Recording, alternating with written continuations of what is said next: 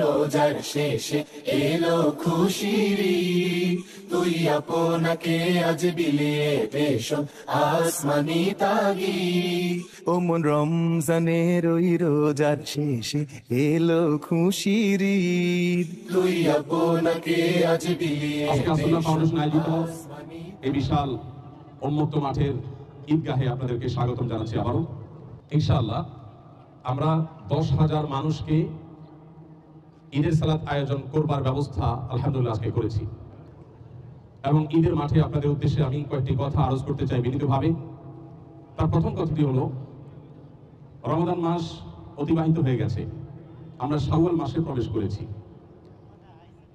রমজান মাস শেষ হয়ে যাওয়ার সাথে সাথেই আমাদের অনেকেই আছি যারা ব্যক্তিগত আমল, ইবাদত, নেকামল যেগুলো রমজান জুড়ে আমরা করেছি, সেটা 5 ওয়াক্ত নামাজ, কোরআনে কারীমের তিলাওয়াত, দোয়া এবং জিকির, অন্যান্য যে ভালো কাজের ধারা আমরা রমজান জুড়ে অব্যাহত রেখেছি। অনেকেই আছেন যারা রমজান শেষ হওয়ার সাথে সাথে এই ইবাদতের ধারাটাকে বন্ধ করে ফেলেন। এটা আমাদের জন্য অত্যন্ত দুর্ভাগ্যজনক বিষয়। একজন মুসলিম তিনি রমজান মাসকে পুজো করেন না, তিনি উপাসনা বা ইবাদত রমজান মাস এই টাইমটাকে উদ্দেশ্য করে নিবেদন করেন না। একজন মুসলমান তিনি ইবাদত নিবেদন করেন আল্লাহ রাব্বুল আলামিনের জন্য। আল্লাহর জন্য যদি আমাদের ইবাদত হয়ে থাকে, তো রমাদানে যে আল্লাহ ছিলেন এখন তিনি আছেন না নাই? রমাদানে যে আল্লাহ রাব্বুল আলামিন আমাদেরকে ইবাদতের নির্দেশ করেছেন, সে আল্লাহর নির্দেশ কি এখনো আছে না নাই? আছে। অতএব আমাদের ইবাদতের ধারা এটা রমজান পর্যন্ত থাকবে না, বরং আমাদের ইবাদতের ধারা এটা অব্যাহত থাকবে মৃত্যু পর্যন্ত। আল্লাহ রাব্বুল আলামিন কোরআনে কারীমে বলেছেন, ওয়া'বুদ রাব্বাকা হাত্তা ইয়াতিয়াকাল ইয়াকিন, তুমি তোমার রবের ইবাদত করো যতক্ষণ পর্যন্ত তোমার মৃত্যু না আসে। মৃত্যু আসার আগ পর্যন্ত তুমি তোমার রবের ইবাদত নিবেদন করো। রব্বে কারীমের এই আয়াত, এই নির্দেশ আমাদেরকে সুস্পষ্ট গাইড করে যে আমাদের ইবাদত রমজান শেষ হওয়া পর্যন্ত, ঈদ পর্যন্ত হবে না, বরং আমাদের ইবাদতের ধারা অব্যাহত থাকবে মৃত্যু পর্যন্ত। আল্লাহ রাব্বুল আলামিন আমাদেরকে মৃত্যু পর্যন্ত আল্লাহর সমস্ত ইবাদত, নেকামল এবং বন্দেগী করার তৌফিক দান করুন। সম্মানিত ভাইরা, একটি হাদিস আপনারা অনেকে হয়তো শুনে থাকবেন। প্রিয় নবী সাল্লাল্লাহু আলাইহি ওয়াসাল্লাম ইরশাদ করেছেন, আহাব্বুল আ'মালি ইলাল্লাহি আদওয়ামুহা ওয়া ইন কাল। যার অর্থ হলো, আল্লাহর কাছে বান্দার সে আমলটা বেশি প্রিয়, সে আমলটাকে আল্লাহ তাআলা বেশি পছন্দ করেন যে আমলটা বান্দা কন্টিনিউয়াসলি করতে থাকে, যে আমলের ধারাকে বান্দা ধরে রাখে, ছিন্ন করে ফেলে না, যদিও সে আমলটা পরিমাণে কম হয়। কেউ রমজানে কোরআনে কারীম 3 বার খতম দিয়েছেন, কিন্তু রমজানের পরে আর বাকি 11 মাস কোরআনটা ছুঁয়ে দেখার সুযোগ তার হয়নি। আরেকজন রমজানে কোরআন মাত্র 1 বার খতম দিয়েছেন, কিন্তু রমজানের পরেও প্রতিদিন 1 পৃষ্ঠা, 2 পৃষ্ঠা, 5 পৃষ্ঠা আধা পারা করে কোরআন তেলাওয়াত করার সুযোগ, তৌফিক তার হয়েছে। এই দুইজনের মধ্যে এই হাদিস বলছে, দ্বিতীয় জন যিনি পরিমাণে কোরআন কম তেলাওয়াত করেছেন, তিনি আল্লাহর কাছে অধিকতর প্রিয় হতে পেরেছেন, বিকজ তিনি কোরআনে কারীমের তেলাওয়াতটাকে শুধু রমাদানের জন্যই সীমাবদ্ধ রাখেন নাই, বরং বছর জুড়ে তিনি কোরআনকে আলিঙ্গন করেছেন, কোরআনের সাথে তিনি সময় কাটিয়েছেন। সম্মানিত উপস্থিতি, এই জন্য আমাদেরকে মৌসুমী মুসল্লি হলে চলবে না, মৌসুমী মুসলমান হলে চলবে না। মুসলমান এটা আজীবনের ইস্যু। আমি যখন কালিমাতুশ শাহাদা পাঠ করেছি, আশহাদু আল্লা ইলাহা ইল্লাল্লাহ ওয়া আশহাদু আন্না মুহাম্মাদান আবদুহু ওয়া রাসূলুহু, সেই থেকে নিয়ে মৃত্যু অবধি পর্যন্ত আমাদেরকে আমাদের ইবাদতের এই ধারাকে অব্যাহত রাখতে হবে। এখানে বিরতি দেওয়ার কোনো সুযোগ নেই, এখানে গ্যাপ করার কোনো সুযোগ নেই, এখানে বিচ্ছিন্নতা সৃষ্টি করবার কোনো সুযোগ নেই। সম্মানিত ভাইরা, আল্লাহ রাব্বুল আলামিন কোরআনে কারীমে বলেছেন, ইন্নাল্লাযীনা ক্বালু রাব্বুনাল্লাহ সুম্মা ইসতাকামু, যে সমস্ত মানুষেরা বলবে আমাদের রব আল্লাহ, এবং এই কথার পর যারা সিরাতে মুস্তাকিমের উপরে সরল পথে অটল ভাবে টিকে থাকবে, এখান থেকে আর বিচ্যুত যারা হবে না, এই ধারাকে যারা ধরে রাখতে পারবে, তাতানাজ্জালু আলাইহিমুল মালাইকা, তাদের মৃত্যুর আগ মুহূর্তে আল্লাহর পক্ষ থেকে ফেরেশতারা আগমন করে তাদেরকে সুসংবাদ দিয়ে বলেন, আল্লাহ তাখাফু ওয়া লা তাহজানু ওয়া আবশিরু বিল জান্নাতি আল্লাতী কুনতুম তুআদুন। তাদেরকে বলা হবে যে তোমাদের কোনো ভয় নেই, কোনো চিন্তা নেই, কোনো টেনশন নেই, বরং যেই জান্নাতের সুসংবাদ তোমরা সারা জীবন পেয়েছো, কোরআনের পাতায় পাতায়, পৃষ্ঠায় পৃষ্ঠায় তোমাদেরকে যে সুসংবাদ দেওয়া হয়েছিল, সেই জান্নাতের সুসংবাদ তোমরা আমাদের কাছ থেকে গ্রহণ করো। জীবদ্দশায় এখনো তোমার মৃত্যু হয়নি, রূহ বের হচ্ছে, এই সময়টাতে তুমি সুসংবাদ পেয়ে তারপর দুনিয়া থেকে যাও, কারণ তুমি ঈমানের উপরে অটল ছিলে, অবিচল ছিলে। সময়ত উপস্থিতি, অতএব নেক আমল এবং ভালো কাজের উপরে অটলতা, অবিচলতা, নেক আমলের ধারা, ভালো কাজের ধারাকে ধরে রাখতে পারা, এটা অনেক বড় একটা গুরুত্বপূর্ণ কাজ, যেটা অনেক সময় আমাদের দ্বারা করা হয়ে ওঠে না। আপনি কোনো মানুষকে এককালীন কোনো দান করলেন, এটার ফলে আপনি আল্লাহর কাছে অবশ্যই সওয়াব এবং রিওয়ার্ড পাবেন যদি আল্লাহকে সন্তুষ্ট করার জন্য করে থাকেন। কিন্তু আপনি যদি কাউকে স্থায়ীভাবে তার ইনকামের কোনো একটা সোর্স আপনি তৈরি করে দেন, একটা চাকরির ব্যবস্থা করে দেন, তাকে উদ্যোক্তা হওয়ার পথে আপনি হেল্প করে থাকেন, তাহলে সেক্ষেত্রে আপনার এই সওয়াব হবে অনেক বেশি, এই সওয়াব হবে অফুরন্ত, এটা হবে আপনার সাদকায়ে জারিয়ার মতো সওয়াব। অতএব সম্মানিত উপস্থিতি, রমাদানের এই কামলের ধারাকে আমরা রমাদানের জন্যই সীমাবদ্ধ না রেখে এটাকে বছর জুড়ে আমাদেরকে করার চেষ্টা অব্যাহত রাখতে হবে। আরশে আজিমের মালিক আমাদের সবাইকে সেই তৌফিক দান করুন।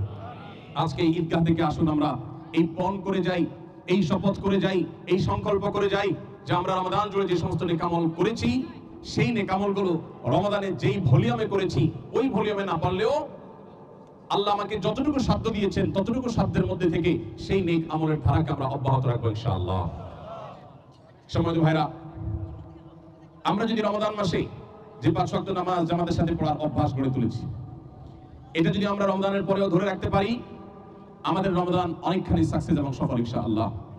দ্বিতীয়ত, রমাদান মাসে আমরা যে কোরআনে কারীমের তেলাওয়াত শুনেছি তারাবির নামাজে, নিজস্ব উদ্যোগে আমরা যে কোরআনে কারীম তেলাওয়াত করার চেষ্টা করেছি, সারা বছর যদি আমরা কোরআনে কারীম অল্প অল্প করে, এমনকি আধা পৃষ্ঠা 1 পৃষ্ঠা করে প্রতিদিন 5 মিনিট সময় বের করে যদি আমরা কোরআনকে দিতে পারি, কোরআনকে বোঝার চেষ্টা করতে পারি, তাহলে আমাদের রমাদান সার্থক ইনশাআল্লাহ।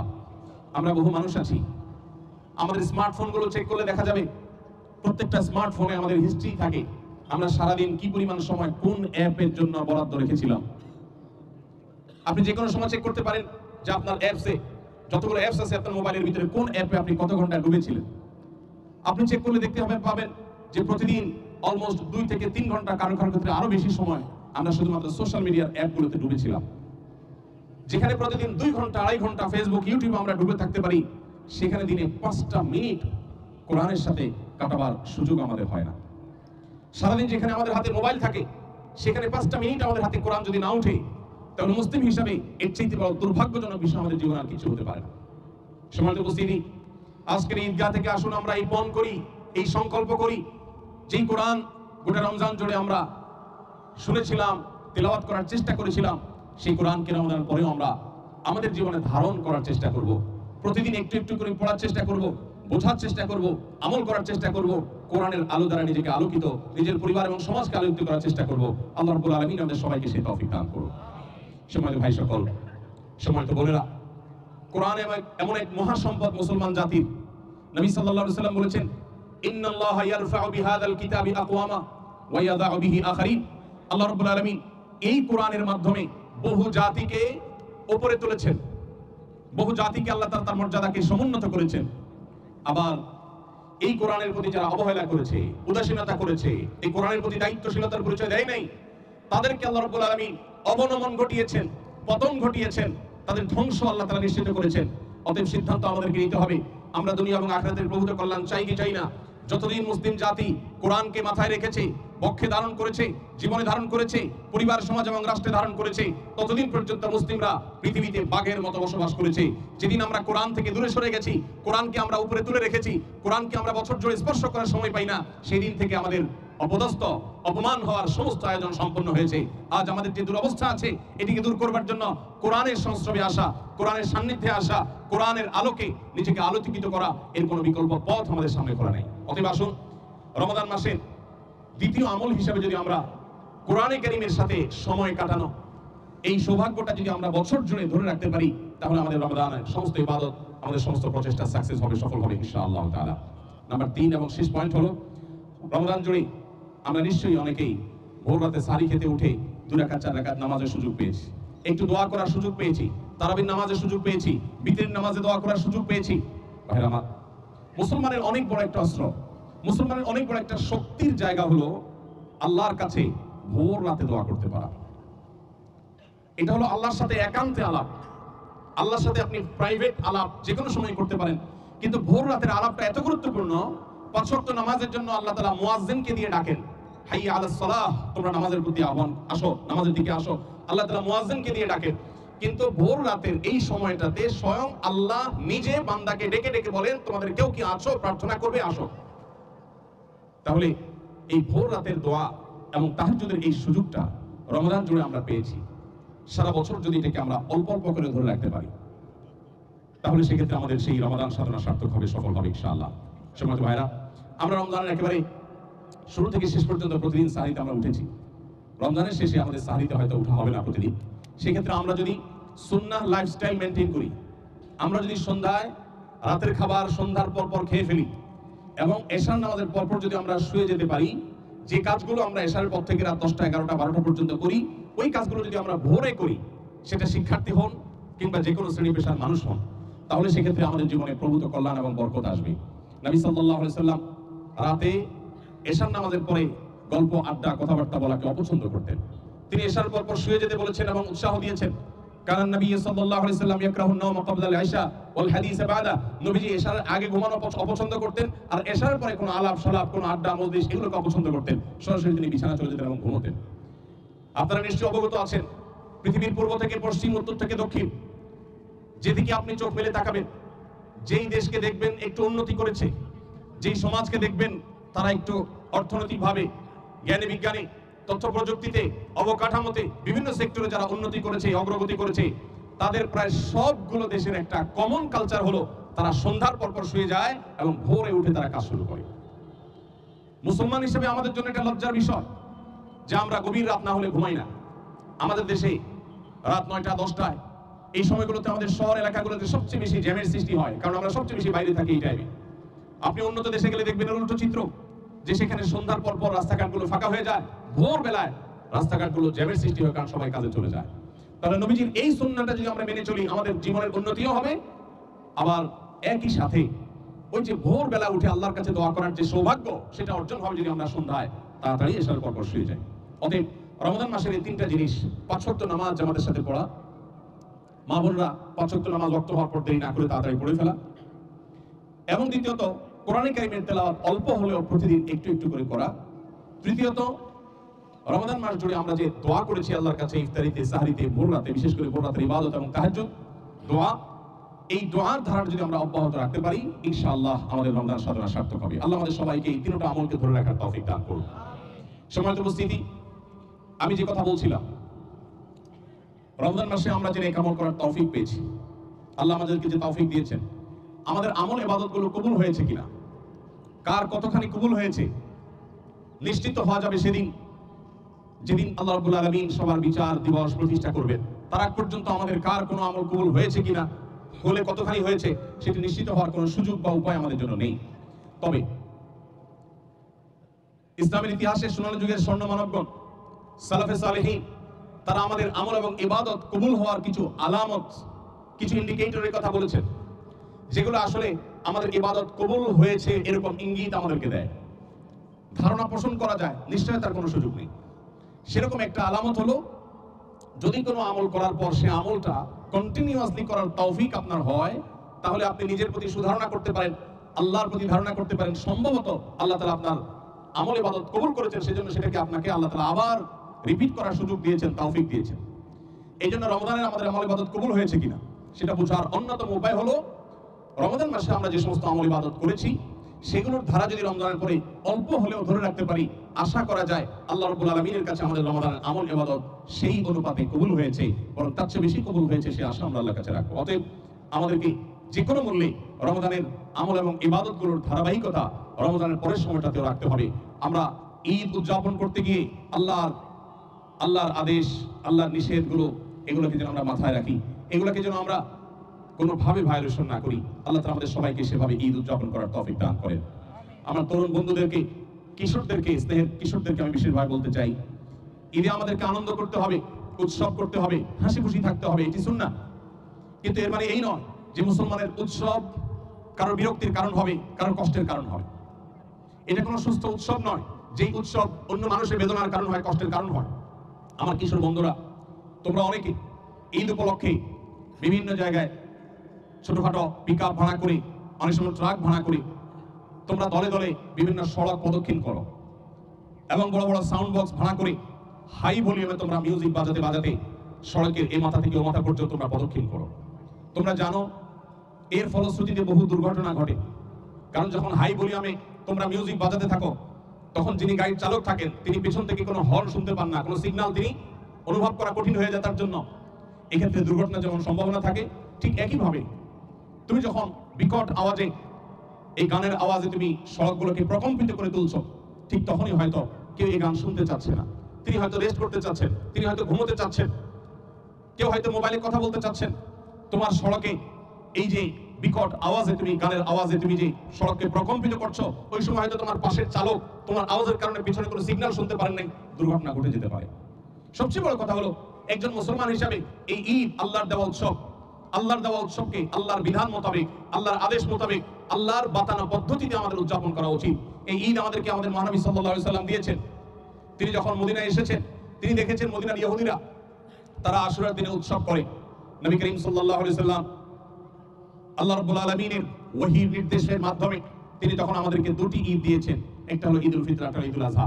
নবীজির দেওয়া ঈদ শয়তানের বাতানো পদ্ধতিতে, আল্লাহর নিষিদ্ধ পদ্ধতিতে উদযাপন করা, এটা কোনো মুসলমানের কাজ হতে পারে না।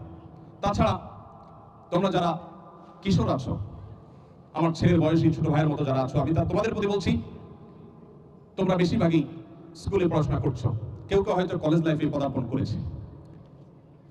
একজন শিক্ষিত, একজন দায়িত্বশীল মানুষ কখনো তার আনন্দ অন্য মানুষের বিরক্তির কারণ হতে পারে না। এটা কোনো সভ্য সমাজে গ্রহণযোগ্য হতে পারে না। আমরা অনেক দিক থেকে এগিয়ে গেছি, কিন্তু কিছু কিছু কালচারে আমরা ভয়ঙ্কর ভাবে পিছিয়ে গেছি। সেই কালচারগুলোর মধ্যে থেকে একটা হলো এইটা। অতএব আমাদের এবারের ঈদ এবং পরবর্তী ঈদগুলো যে কোনো মূল্যে যেন হয় মানুষকে উত্ত্যক্ত করা ছাড়া, মানুষকে কষ্ট দেওয়া ছাড়া, বিরক্ত করা ছাড়া, মিউজিকের এই উন্মাদনা এটা ছাড়া যেন আমরা ঈদ উদযাপন করতে পারি। আল্লাহ তাআলা আমাদের সবাইকে সেই তৌফিক দান করুন। সমাজী ভাইরা, আমরা অনেকে আছি ঈদ শুরু হয়ে গেলে হারামের মধ্যে ডুবে যাই, আল্লাহ নিষিদ্ধ সব কাজগুলোতে আমরা ডুবে যাই। আমাদের ঈদকে পরিচ্ছন্ন রাখতে হবে, পবিত্র রাখতে হবে। বোনরা অনেকে আছেন যারা ব্যক্তিগতভাবে পর্দা মেনটেন করেন, অথচ ঈদের নামে, ঈদ উপলক্ষে তারা অনেকে দেখা যায় বেপর্দা ভাবে অশ্লীল, অসুন্দর এবং শরিয়ার পর্দার বিধানকে লঙ্ঘন করে সেরকম পোশাকে তারা বের হয়ে থাকেন বিভিন্ন জায়গায়। আমরা আপনাদের সবাইকে তাকওয়া অবলম্বন করার জন্য আহ্বান করছি। রমজানের পুরো মাস জুড়ে ইবাদতের ফসল ঘরে তোলার দিন আজ। অতএব ঈদের এই গুরুত্বপূর্ণ সময়টাকে আমরা কোনোভাবে নষ্ট করবো না। আল্লাহ আমাদের সবাইকে সেই তৌফিক দান করুন। আরেকটি গুরুত্বপূর্ণ বিষয় আপনাদের প্রতি নিবেদন করতে চাই, সেটি হলো ঈদ মানে হলো আনন্দ ভাগাভাগি করা। ঈদ মানে হলো আমাদের অনুভূতিগুলো শেয়ার করা। আমরা আমাদের শৈশবের ঈদে দেখেছি আমাদের মা চাচিরা যাই রান্না করেছেন সেটা বাটিতে করে আশেপাশের ঘরগুলোতে, ফ্ল্যাটগুলোতে, আশেপাশের প্রতিবেশীদের বাসা বাসায় পাঠিয়েছেন। আজ আমরা এমন এক সেলফিশ সমাজে বসবাস করছি, আমাদের সমাজকে এতটা আমরা স্বার্থান্ধ করে ফেলেছি যে আমাদের ঈদ আমাদের দেয়ালের বাইরে যায় না। আমাদের উৎসব হয় শুধুমাত্র আমাদের নিজেদেরকে ঘিরে। অথচ ঈদের আনন্দের পূর্ণতা পাবেই তখন যখন আমরা আনন্দ ভাগাভাগি করতে পারবো। আমরা আপনাদের উদাত্ত আহ্বান করতে চাই, আপনার আদরের শিশুটির হাতে আপনি টাকা তুলে দেন, সে যেন তার গরিব কোনো বন্ধুকে নিজের হাতে দিয়ে আসে। আপনার বাচ্চাকে পাশের বাসায় খাবার নিয়ে পাঠান, সে একটা সুন্দর কালচার শিখবে। আপনার শিশুকে নিয়ে আপনার পাশের কোনো অভাবী পাড়াতে, মহল্লাতে, বাসা বাড়িতে আপনি চলে যান এবং তাদের জন্য হাদিয়া উপঢৌকন করে আপনার সন্তানকে সাথে নিয়ে পরিবেশন করেন। এর মধ্যে ঈদের যে অবর্ণনীয় আনন্দ আছে, শুধু নিজেরা ভোগ করার মধ্যে সে আনন্দ কখনো নিহিত নেই। অতএব আমাদের ঈদগুলো যেন হয় পুরো সমাজকে সাথে নিয়ে আনন্দ করার কোরআন এবং সুন্নাহর বাতানো পদ্ধতিতে। আপনারা জানেন ঈদুল ফিতরে আল্লাহ রাব্বুল আলামিনের নির্দেশনা আমাদের জন্য, নবী সাল্লাল্লাহু আলাইহি ওয়াসাল্লামের নির্দেশনা, শরিয়ার নির্দেশনা হলো আমাদেরকে আগে সাদকায়ে ফিতর দিতে হবে, তারপর ঈদের নামাজ আদায় করতে হবে। কেন সাদকায়ে ফিতর আগে দিতে হবে? আমরা তো ঈদের নামাজ পড়ে যে সাদকায়ে ফিতর দিতে পারতাম, কিন্তু আমরা ফিতরা ঈদের আগে দিতে হচ্ছে কারণ ইসলাম চায় আপনি আনন্দ করবেন, আপনি উৎসব করবেন, আপনি হাসি মুখে ঈদের নামাজ পড়বেন, তার আগে অভাবী গরিব মানুষের বাসায় খাবার পৌঁছে দেন, তাদের মুখে হাসি ফোটার আয়োজন করেন, তারপরে আপনি হাসুন। ইসলামের এই ঈদে আছে ত্যাগ এবং ভোগ এর অপূর্ব সমন্বয়। মানুষের তৈরি যে সমস্ত উৎসব আছে, এই যে নববর্ষের উদযাপনের যত কালচার সারা পৃথিবীতে প্রচলিত আছে, আমাদের পহেলা বৈশাখ থেকে নিয়ে সারা বিশ্বের যত নববর্ষ কেন্দ্রিক উৎসব আছে, এই সমস্ত উৎসবে আপনি দেখবেন এগুলো মানুষের তৈরি করা, মানুষের আবিষ্কৃত, যার কারণে এই উৎসবগুলোতে শুধু ভোগ আছে, ত্যাগ নেই। কিভাবে নিজে একটা ভালো জামা পরবে, শাড়ি পরবে, ভালো একটু খাবে, কেনাকাটা করবে, জাস্ট এটুকু। এই সমস্ত উৎসবে কোনো ত্যাগের মহিমা নেই, ত্যাগের শিক্ষা নেই, ত্যাগের জন্য প্রেরণা নেই, উদ্বুদ্ধীকরণ নেই। ইসলাম আমাদেরকে দুটি ঈদ দিয়েছে, এক ঈদ উল ফিতর, সেখানে আমাদেরকে ফিতরা দিয়ে গরিবের মুখে হাসি ফুটিয়ে তারপর ঈদগাহে আসতে বলা হয়েছে। আরেকটা হলো ঈদুল আযহা, সে সম্পর্কে আল্লাহ বলেছেন ফাকুলু মিনহা ওয়া আতি'মুল কানিআ ওয়াল মু'তার, তোমরা যে কোরবানির গোশত আহরণ করো সেখান থেকে নিজেরা খাও এবং আত্মীয়স্বজন বন্ধু বান্ধবের পাশাপাশি অভাবী দুস্থ মানুষের কাছে তোমরা কোরবানির গোশত পৌঁছে দাও। তাহলে ঈদ উল ফিতর এবং ঈদুল আযহা এই দুটি উৎসব আল্লাহর দেওয়া উৎসবের সাথে মানুষের তৈরি সব উৎসবের একটা মৌলিক পার্থক্য হলো এই উৎসবে ভোগের পাশাপাশি ত্যাগ আছে। ভোগের আনন্দ অবশ্যই আছে, কিন্তু ত্যাগের আনন্দ তার চাইতে কোনো ক্রমে কম নয়। ত্যাগের আনন্দ কোনো কোনো ক্ষেত্রে ভোগের আনন্দের চাইতে অনেক বেশি। অতএব আমি আপনাদেরকে আজকের এই দিনে উদাত্ত আহ্বান রাখতে চাই, আসুন আমাদের আনন্দগুলোকে আমরা ভাগাভাগি করি। আমাদের আশেপাশে থাকা অভাবী পরিবারগুলোর সাথে আমাদের সুখগুলোকে, ভালোবাসাগুলোকে, আমাদের ঈদের খাবারগুলোকে, পোশাক আশাককে, ঈদ বোনাসকে, টাকা পয়সাকে আমরা শেয়ার করি এবং বাচ্চাদেরকে সাথে নিয়ে করি। যারা ঈদের বন্ধে বাড়ি গিয়েছেন অথবা যারা বাড়িতে যাবেন, তারা কষ্ট করে আপনাদের আশেপাশের প্রতিবেশীদের, আত্মীয়স্বজনদের বাসা বাড়িতে যাবেন। মোবাইল ফোন এগুলো আমাদের ঈদগুলোকে ধ্বংস করে দিয়েছে। আমরা ঈদের পুরো সময়টা মোবাইল ফোনের বুঁদ হয়ে পড়ে থাকি। বাচ্চারা, বড়রা, সব বয়সের মানুষ মোবাইল ফোনে আমরা আজ আসক্ত হয়ে গেছি।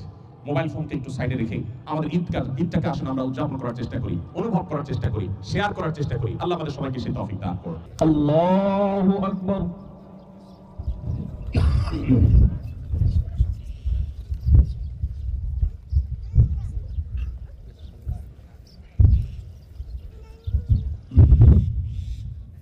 আল্লাহু আকবার।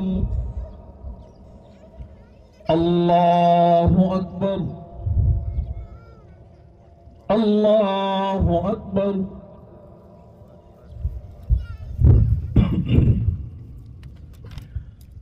আলহামদুলিল্লাহি রাব্বিল আলামিন আর-রাহমানির রহিম মালিকি ইয়াউমিদ্দিন ইয়্যাকা না'বুদু ওয়া ইয়্যাকা নাস্তাঈন اهدنا الصراط المستقيم صراط الذين أنعمت عليهم غير المغضوب عليهم ولا الضالين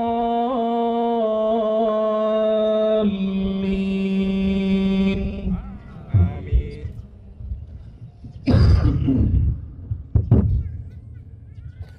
سبح اسم ربك الأعلى الذي خلق فسوى والذي قدر فهدى والذي أخرج المرعى فجعله غثاء نحوا سنقرئك فلا تنسى إلا ما شاء الله إنه يعلم الجهر وما يخفى ونيسرك لليسرى فذكر إن نفعت الذكرى سيذكر من يخشى ويتجنبها الأشقى الذي يصلى النار الكبرى ثم لا يموت فيها ولا يحيا قد أفلح من تزكى وذكر اسم ربه فصلى بل تؤثرون الحياة الدنيا والآخرة خير وأبقى إن هذا لفي الصحف الأولى صحف إبراهيم وموسى. الله أكبر.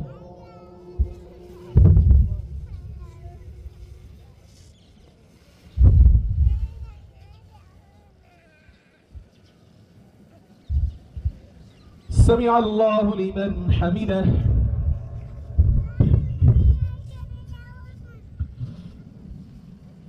الله أكبر.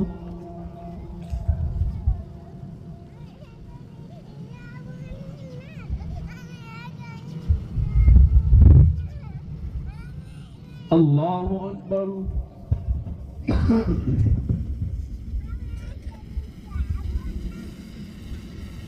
الله أكبر.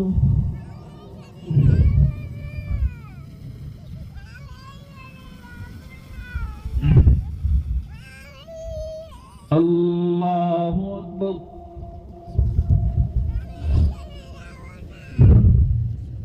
الحمد لله رب العالمين الرحمن الرحيم مالك يوم الدين إياك نعبد وإياك نستعين اهدنا الصراط المستقيم صراط الذين أنعمت عليهم غير المغضوب عليهم ولا الضالين.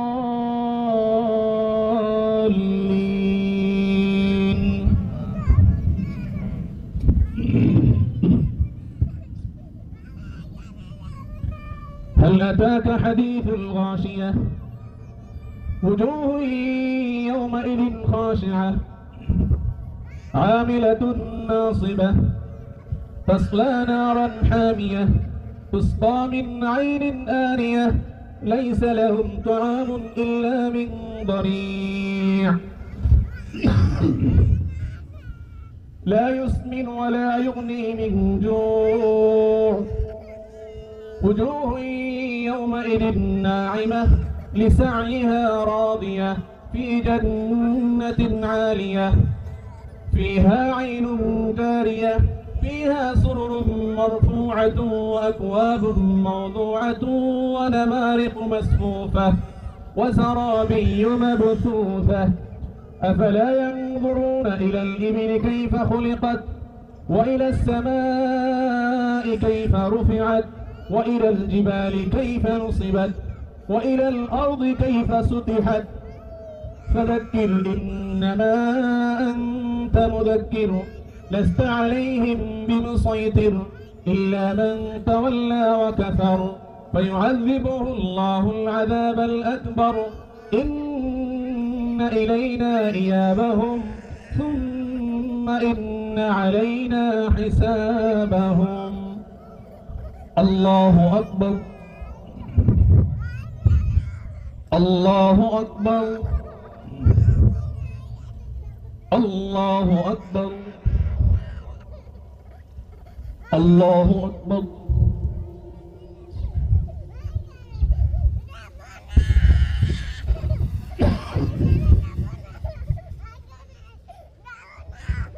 سمع الله لمن حمده.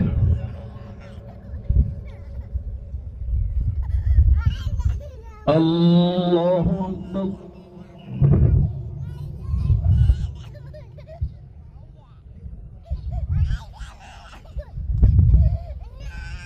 الله أكبر. الله أكبر.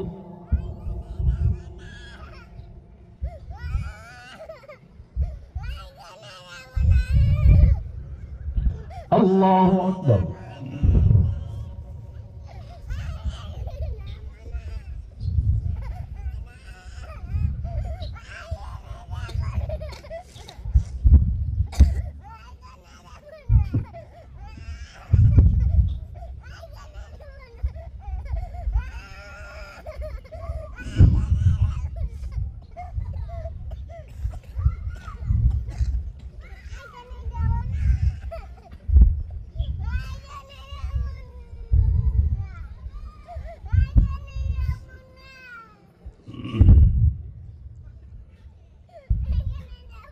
السلام عليكم ورحمة الله.